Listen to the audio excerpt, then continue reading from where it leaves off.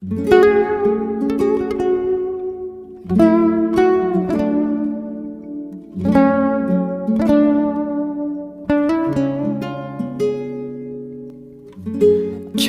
kadar ömrümüz var.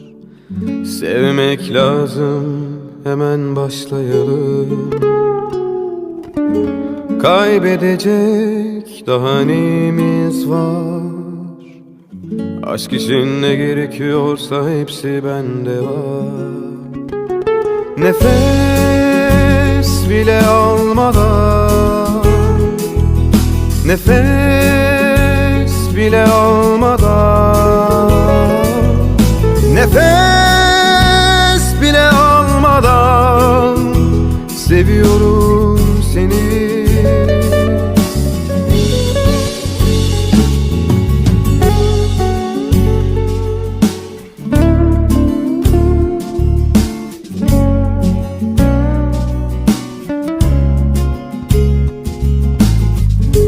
Sarmaşıklar gibi sardın kalbimi, değiştirdin kanıma koydun zehrini.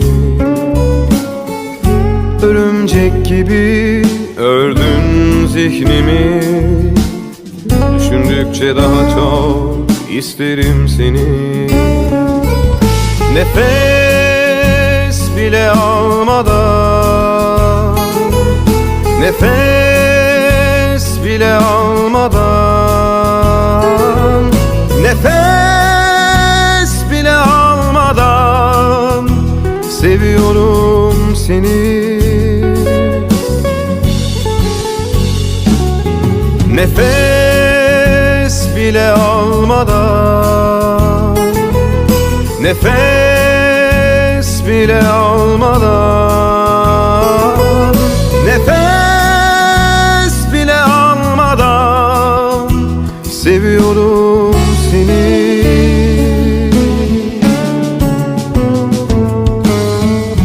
İçimde dolaşan alkol gibi sana gitgide sarhoş oluyorum. Ruhumu kaybetmiş gibi sadece senin için yaşıyorum.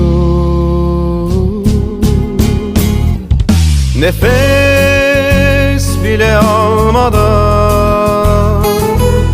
nefes bile almadan, nefes bile almadan seviyorum seni. Nefes bile almadan,